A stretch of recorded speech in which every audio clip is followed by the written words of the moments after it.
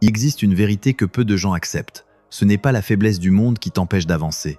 C'est l'identité fragile que tu portes en toi. Une identité construite sur la peur, sur l'approbation des autres, sur ce besoin étouffant d'être validé. Machiavel l'avait compris. Celui qui dépend du regard d'autrui devient esclave sans même s'en rendre compte. Aujourd'hui, je vais te révéler une astuce mentale simple, mais redoutable, qui brise cette fragilité et ouvre la porte à une confiance presque inquiétante, une force intérieure qui ne tremble devant personne. Avant d'aller plus loin, dis-moi en commentaire. Je choisis d'être intrépide. Et si tu veux recevoir d'autres vérités que peu osent t'affronter, abonne-toi, aime cette vidéo et reste jusqu'à la fin. Car ce que tu vas découvrir pourrait transformer ta manière d'exister. Pendant la Renaissance, une époque de bouleversement où les identités humaines se redessinaient sous la pression du pouvoir, de la guerre et de la survie, Machiavel a observé une vérité que notre époque a oubliée. L'être humain n'agit jamais à partir de ce qu'il est réellement, mais à partir du masque qu'il croit devoir porter. Les princes, les généraux, les hommes d'influence vivaient constamment entre deux pôles, l'image qu'ils affichaient et la fragilité qu'ils cachaient. Et c'est dans ce conflit qu'il a compris que la véritable puissance commence lorsque l'on cesse de défendre son identité fragile pour embrasser une nature plus stratégique, plus consciente, plus libre. Aujourd'hui, cette connaissance est enterrée sous les illusions modernes, la quête d'approbation, l'hypersensibilité au jugement, la dépendance émotionnelle. Pourtant, c'est précisément ce savoir ancien qui répond à nos blessures les plus actuelles, ce sentiment diffus d'être perdu, dispersé, vulnérable. Tu as grandi avec une idée silencieuse, invisible, mais omniprésente, celle que tu dois être quelqu'un, que tu dois prouver ta valeur, que tu dois montrer que tu mérites ta place. Cette idée, aussi banale qu'elle puisse paraître, a façonné ton identité comme une main invisible qui sculpte un masque. Tu ne t'en rends pas compte, mais depuis ton enfance, ton esprit s'est construit autour d'un noyau fragile. Un noyau qui tremble dès que quelqu'un te juge, te critique, te contredit ou t'ignore.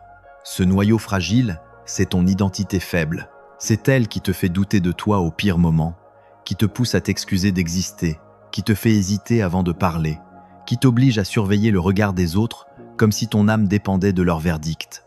Machiavel n'aurait jamais utilisé les mots modernes que nous employons aujourd'hui, mais il a décrit ce phénomène avec une précision chirurgicale. Celui qui dépend des autres n'est jamais maître de lui-même. Derrière cette phrase se cache un principe fondamental. Si ton identité repose sur les opinions extérieures, tu ne seras jamais libre. Ton identité fragile n'est pas une partie de toi. C'est une illusion que tu nourris chaque jour. Et aujourd'hui, je veux t'expliquer comment tu peux commencer à la démanteler. Tu vas comprendre les mécanismes intérieurs qui te maintiennent prisonnier et tu vas découvrir une astuce mentale qui renverse ce système en silence, comme une fissure qui s'ouvre dans un mur jusqu'à le faire s'effondrer. La première chose que tu dois comprendre, c'est que ton identité fragile s'est construite par accumulation. Chaque fois que tu as été jugé, ridiculisé ou rejeté, tu as ajouté une couche de protection. Chaque fois que tu as voulu plaire, convaincre, impressionner, tu as renforcé la prison. Et chaque fois que tu as eu peur d'être toi-même, tu as solidifié les murs. Le problème, c'est que plus tu protèges cette identité, plus elle devient vulnérable. C'est un paradoxe étrange. Plus tu te défends, plus tu te fragilises. C'est comme si tu tentais de retenir de l'eau dans tes mains. Plus tu serres, plus elle s'échappe. Et le pire, c'est que tu finis par croire que cette identité fragile, cette construction mentale, basée sur la peur et la validation, est ton vrai moi. Tu finis par confondre ton ego blessé avec ta véritable essence. C'est l'une des plus grandes illusions que l'esprit humain puisse vivre. Machiavel n'était pas un philosophe du cœur. Il était un anatomiste du pouvoir. Mais ses analyses psychologiques sont d'une clarté troublante. Il a observé que l'être humain réagit toujours à partir de ce qu'il croit devoir être, jamais à partir de ce qu'il est réellement. C'est pourquoi il enseignait que la puissance ne vient pas de l'identité, mais de la capacité à se détacher de l'identité, à ne plus se définir par des mots, des rôles, des étiquettes ou des attentes. La fragilité naît là où tu t'accroches. La liberté naît là où tu lâches. Alors la question devient, comment lâcher ? Comment sortir de cette identité fragile sans te perdre ? La réponse est plus simple que tu ne l'imagines, mais elle demande un courage intérieur que peu osent exercer. Tu dois comprendre d'abord la structure interne de ton identité fragile. Elle repose sur 3 piliers invisibles: la comparaison, la validation et la peur du regard. Si l'un de ces piliers tombe, toute la structure vacille. Si les 3 tombent, elle s'effondre. Le premier pilier, c'est la comparaison.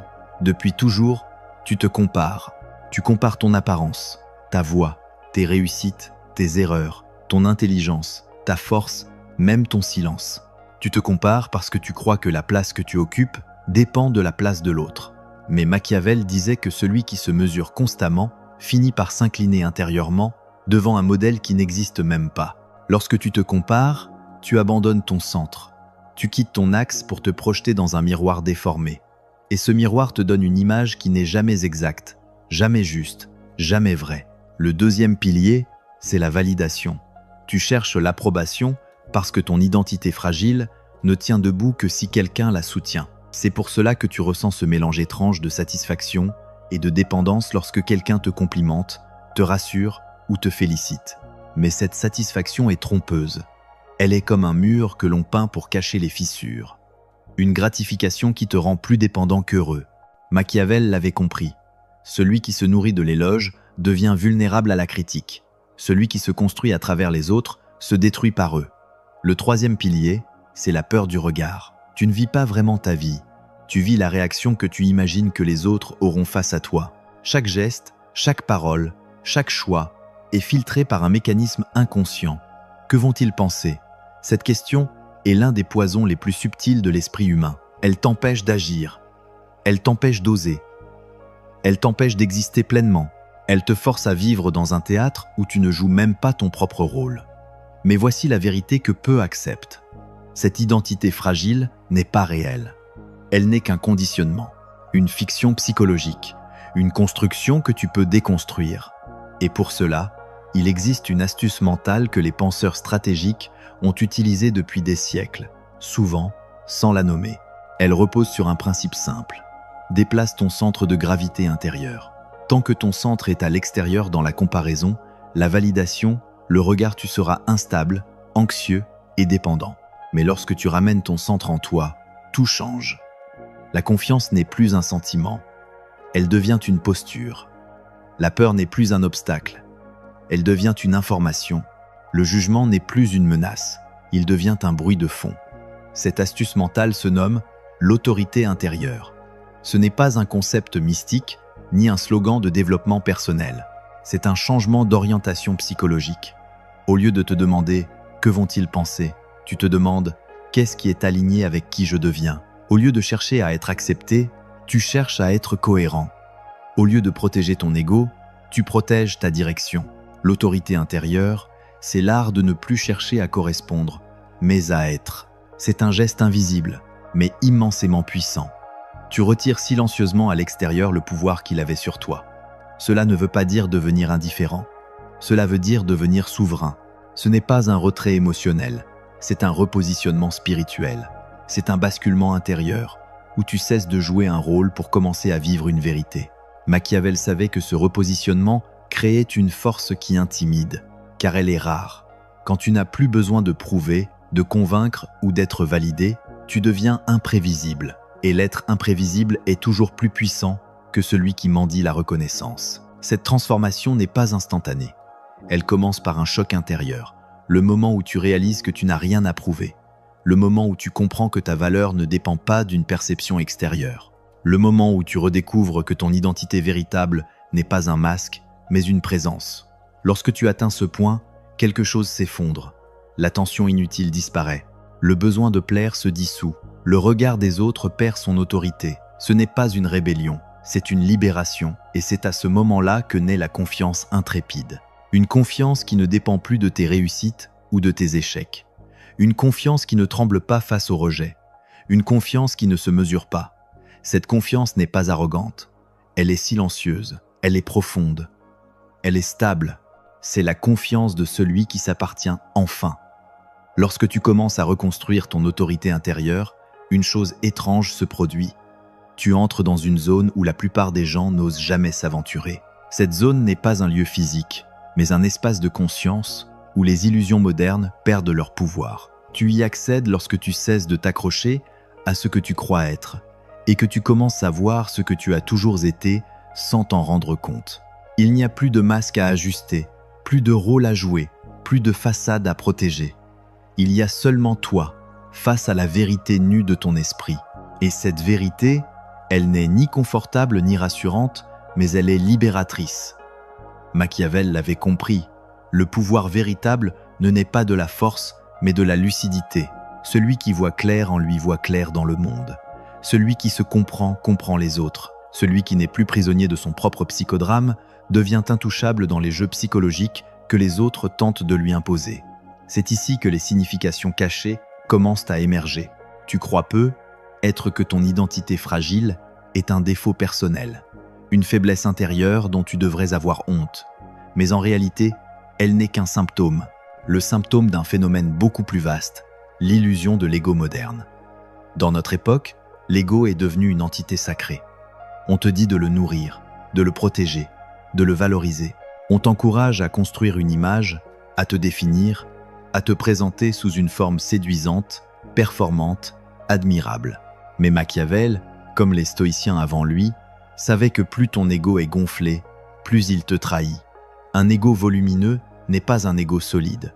C'est un ego fragile, gonflé comme un ballon, prêt à éclater au moindre frottement. La société moderne ne t'aide pas. Elle te pousse dans une guerre silencieuse, où l'image vaut plus que la réalité, où les apparences valent plus que la substance, où la perception vaut plus que la vérité. On te demande d'être visible, remarquable, admiré même si tu es vide à l'intérieur. On te dit de construire une identité brillante, mais jamais d'écouter ta profondeur. On t'encourage à te montrer, mais jamais à te comprendre. Alors tu endosses un rôle, comme tout le monde, et tu avances dans un théâtre où personne ne dit ce qu'il pense vraiment, et où personne n'est vraiment ce qu'il prétend être. Mais à force de jouer, tu oublies que tu joues. Tu t'identifies tellement au personnage que tu perds de vue l'acteur. Et c'est ainsi que naît l'identité fragile, non pas par faiblesse, mais par oubli. La fragilité vient du fait que tu t'es construit autour de ce qui peut disparaître. Ton apparence, tes réussites, ton statut, ta réputation, tes possessions, le regard des autres. Tu as mis ta valeur dans des choses extérieures, fluctuantes, instables. Et tu leur as donné le pouvoir de dicter ton état intérieur. La moindre critique te blesse, parce qu'elle menace le personnage que tu t'efforces de maintenir. Le moindre échec t'ébranle, parce qu'il fissure le masque que tu portes. Le moindre regard négatif te trouble, parce qu'il met en doute l'image que tu essayes de projeter. Mais un jour, tu dois voir ce qui se cache derrière tout cela. Ton identité fragile n'est pas qui tu es. C'est qui tu penses devoir être pour survivre psychologiquement dans un monde qui valorise plus la façade que l'âme. C'est ici que s'ouvre un paradoxe fondamental. Plus tu t'accroches à ton identité, plus tu t'éloignes de ta puissance. Alors que plus tu lâches ton identité, plus tu réveilles ta puissance. Ce paradoxe dérange, car il remet en question tout ce que tu as appris. On t'a toujours dit que tu devais te définir, te présenter, t'affirmer, te montrer. On t'a expliqué que pour être confiant, tu devais construire un personnage fort, solide, imperturbable. Pourtant, c'est exactement l'inverse. Plus ton personnage est élaboré, plus tu deviens fragile. Plus ton personnage est important pour toi, plus il te dompte. Tu deviens prisonnier de la représentation que tu as créée. Mais lorsque tu cesses de te définir, lorsque tu cesses de vouloir te présenter sous un certain angle, quelque chose se passe. Tu te libères du poids de te maintenir. Tu redeviens fluide, tu redeviens vivant, tu redeviens imprévisible, et c'est là que commence ton pouvoir. L'une des illusions les plus dangereuses de notre époque, c'est la croyance que la confiance vient de l'image. On pense qu'être confiant, c'est paraître confiant. Mais Machiavel l'avait compris. La confiance véritable est invisible. Elle n'a pas besoin de s'afficher. Elle n'a pas besoin d'être reconnue. Elle n'a même pas besoin d'être comprise. La confiance véritable ne se montre pas. Elle se ressent. C'est ce qui rend certains êtres intimidants. Non pas leur posture extérieure, mais leur absence de besoin. Ils n'ont pas besoin de plaire, et pourtant, on veut les impressionner. Ils n'ont pas besoin d'être validés, et pourtant, on les respecte. Ils n'ont pas besoin de reconnaissance, et pourtant, on les suit. La puissance silencieuse est toujours plus forte que la puissance affichée. Lorsque tu te détaches de ton personnage, tu accèdes à une forme d'existence rare, l'existence intérieure. Tu deviens moins concerné par la manière dont tu es perçu et plus concerné par la manière dont tu te vis. Tu commences à remarquer des choses que tu ne voyais pas avant. Les motivations cachées derrière les paroles des autres, les jeux de pouvoir dans les interactions sociales, les fragilités dissimulées sous les masques de confiance. Tu vois ce que personne ne voit, parce que tu n'es plus distrait par la nécessité d'impressionner. Et cette lucidité te rend puissant non pas dans un sens dominateur, mais dans un sens souverain. Mais attention, ce chemin vers ton autorité intérieure n'est pas linéaire. Il est rempli de pièges. Le premier piège, c'est l'ego spirituel. Tu pourrais croire que tu es au-dessus des autres parce que tu te détaches du regard. C'est une illusion encore plus dangereuse, car elle enrobe la fragilité dans un manteau de supériorité. Le véritable détachement ne te place pas au-dessus. Il te place au centre. Le deuxième piège, c'est la fuite émotionnelle. Tu pourrais croire que te détacher signifie devenir froid, fermé, distant. Mais ne confonds pas la souveraineté avec l'armure. La froideur n'est pas la force, c'est une peur déguisée. Le troisième piège, c'est la tentation de replonger dans ton ancienne identité lorsque tu fais face à un jugement, un rejet, un échec. Ces moments sont des tests. Ils te montrent que tu n'étais pas libre, mais que tu es en train de le devenir. Et voici l'un des enseignements les plus méconnus de Machiavel.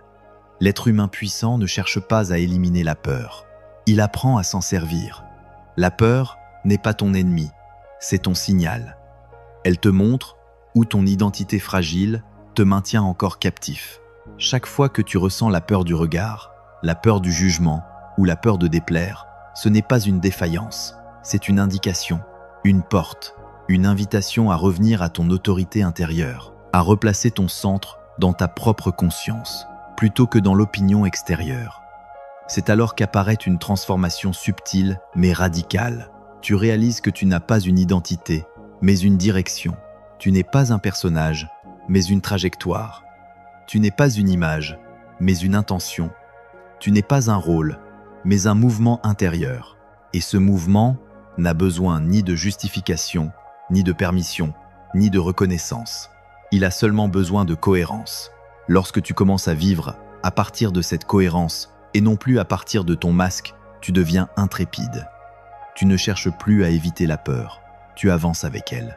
Tu ne cherches plus à rassurer ton ego, tu le dépasses. Tu ne cherches plus à maintenir ton image, tu la dissous. C'est ce que Machiavel appelait, sans le nommer, la souveraineté intérieure. Et voici la révélation ultime. La confiance véritable ne vient pas de ce que tu penses être. Elle vient de ce que tu cesses d'être. Elle naît dans l'espace que tu libères lorsque tu lâches le besoin de correspondre.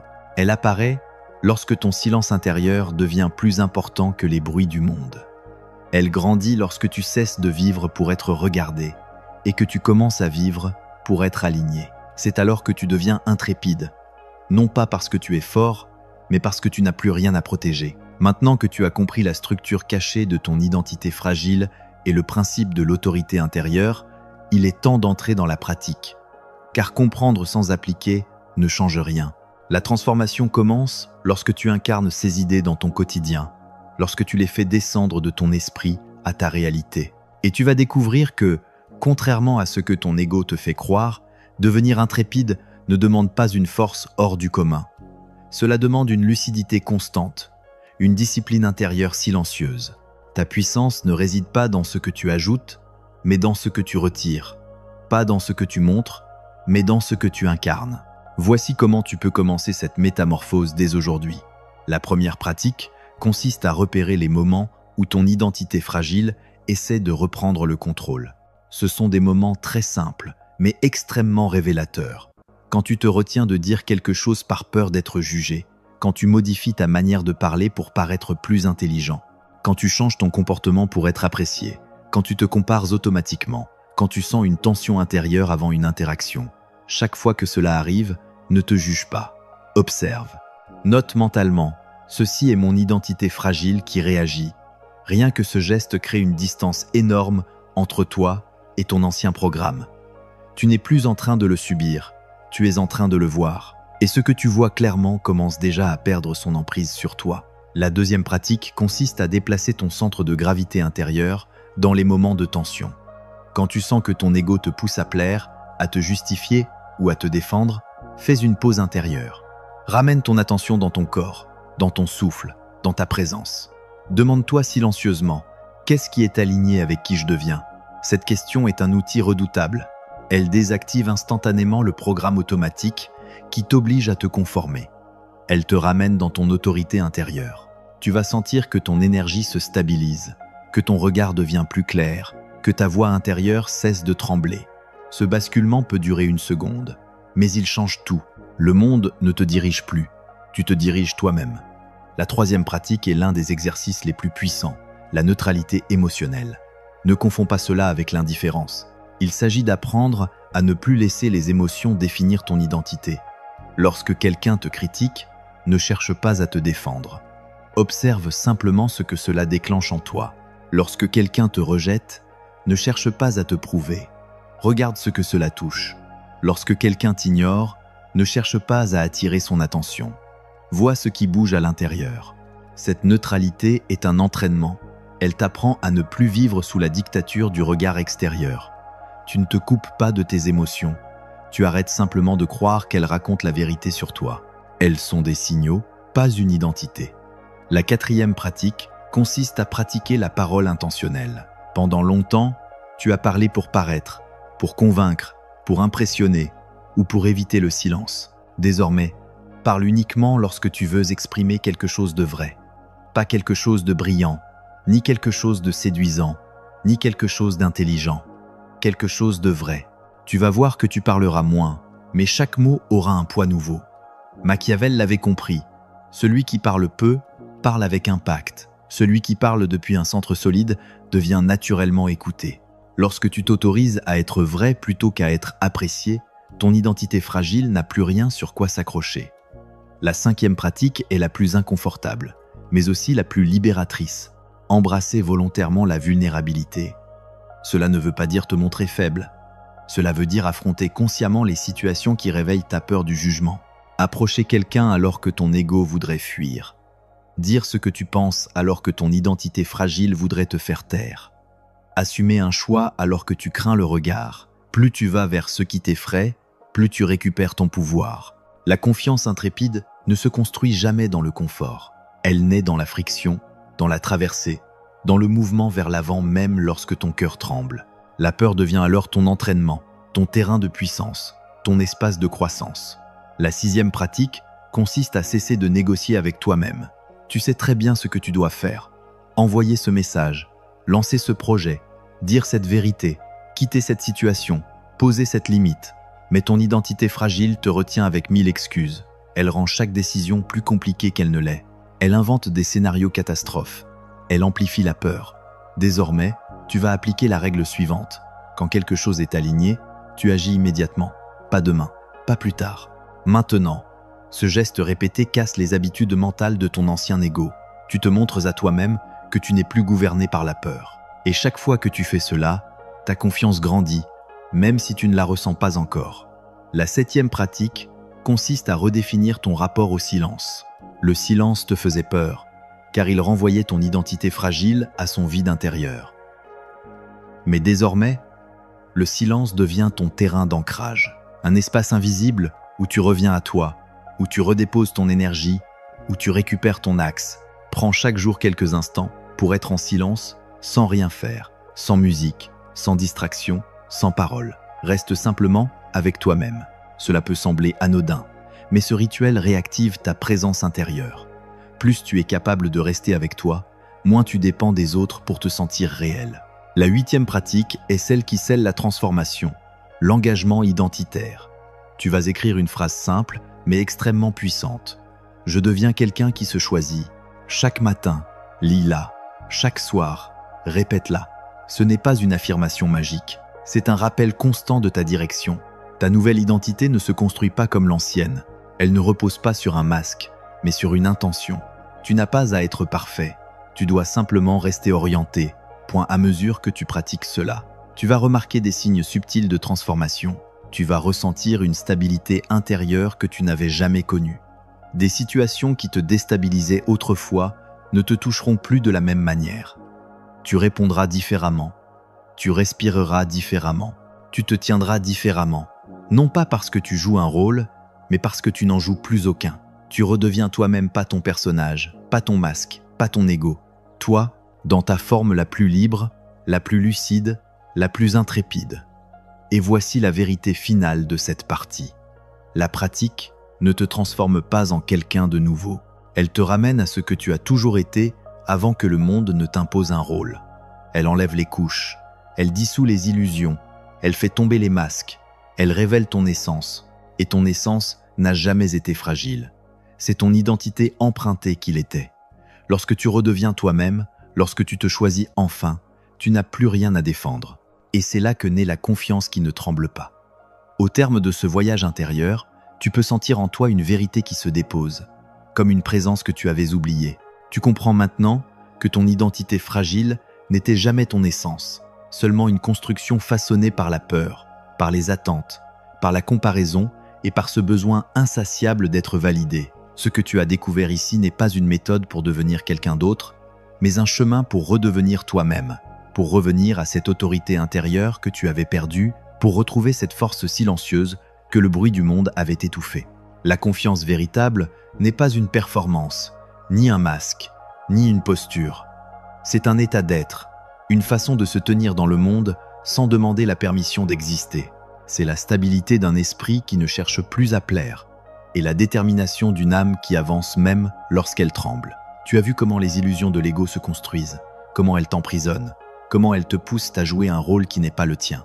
Tu as compris que la peur n'est pas un ennemi, mais un guide. Et tu as découvert que ton autorité intérieure n'est pas un concept, mais un mouvement, une direction, une forme de présence qui transforme ta manière de penser, d'agir et d'être. La question maintenant est simple. Oseras-tu appliquer tout cela? Oseras-tu te choisir chaque jour, même lorsque ton ancien moi tentera de te ramener en arrière? Oseras-tu marcher avec cette nouvelle lucidité qui dérange, cette simplicité qui libère, cette vérité qui transforme? Si tu le fais, tu ne deviendras pas seulement confiant, tu deviendras intrépide. Tu n'auras pas besoin de prouver quoi que ce soit. Tu n'auras pas besoin de convaincre qui que ce soit. Ta présence suffira. Avant de quitter cette vidéo, écris en commentaire « Je me choisis à partir d'aujourd'hui ». Et si tu veux continuer ce chemin vers une conscience plus libre, plus stable, plus souveraine, abonne-toi, aime cette vidéo et rejoins les prochaines révélations. Ce que tu viens d'entendre n'est pas la fin. C'est le début d'un autre niveau d'existence.